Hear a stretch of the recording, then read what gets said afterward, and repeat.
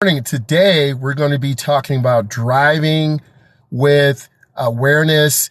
When you're out driving, you need to observe many things. You need to observe, what is the weather like? Is it bright? Is it dark? Is it rainy? Is it foggy? As beginning drivers, if you're new to this, you need to be listening. I'm a state certified instructor. I teach teens and adults. And today we're talking about observations. You looking around, gathering information. If you've seen some of my content, and hopefully you have, we talk about driving in the neighborhood. Driving in the neighborhood is one of the most dangerous places. Why? We let our guard down. We're not paying attention. We're listening to our music. We're checking to see how many likes we have. But as a result, little kids are out playing, right? Joggers are in the area. You as a beginner need to slow down and process the information. I like to tell my students drive between 17 and 20 miles an hour. We know the speed in neighborhoods is 25, but you should not be driving 25.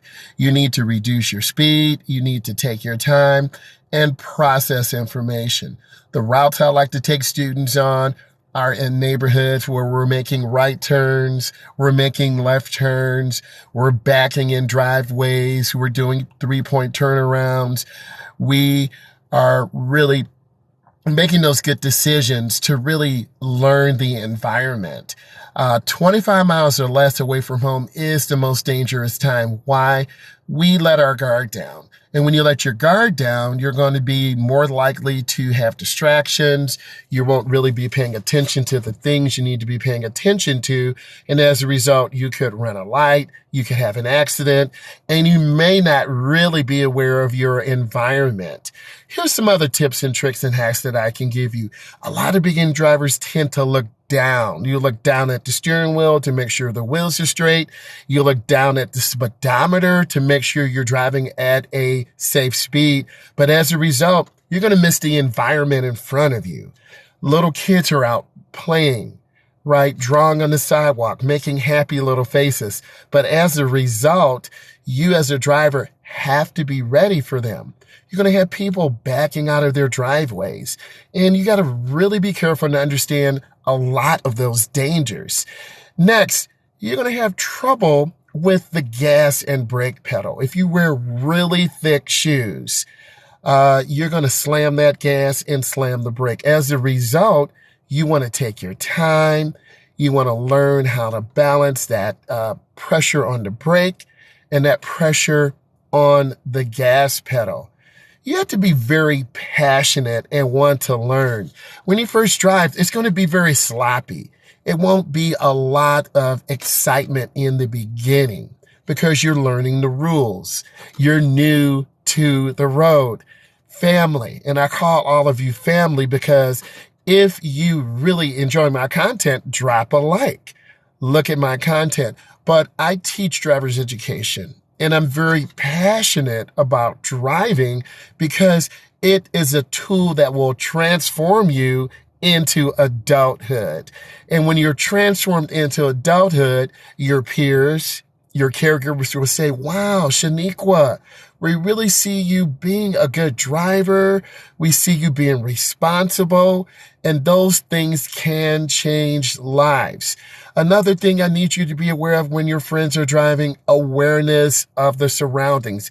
Many of you are in high school or college. School zones are incredibly dangerous. Why? If you're a senior, you're like, I'm out of here. I'm driving, I'm gone.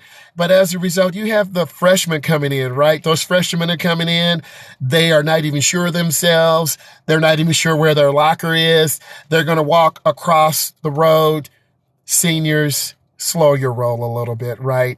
Take your time and truly engage. If you're a senior, you're supposed to represent what the underclassmen should do. If I got a seniors here, let me know. If you're a senior, and if you like this, drop a like. Seniors represent what their school is about.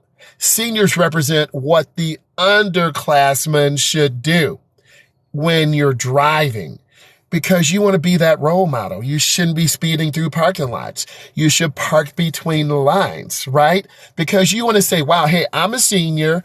I made it through the classes. I made it through driver's education, and now I am modeling best practice, good behavior, not to speed, to stop completely, to look when I'm going through an elementary, right? When I'm going through an elementary, to slow down, because we have mothers, we have dads, we have little babies who don't understand what a car is. And you as a driver, if you're going through a school zone, school zones are messy. They're all over the place. You have little kids walking out. There's mom, there's dad. They're running out. True that. And they're going to run out, right? If I made a little clown face and I'm happy and I see my mom and dad and my cousin, I'm running out. But here you go as the senior. Slow down in the parking lot, right? Your principal is watching you. Your coach is watching you. Your driver's ed instructor is watching you. And these are some of the things I need you to be aware of. Be aware of your surroundings. If you're upperclassmen, pull those freshmen aside and say, hey, I'm your big brother. I'm your big sister. You need to listen to me. You need to have good skills. If you go to a private school, it's still the same thing, right? Homeschool is still the same thing.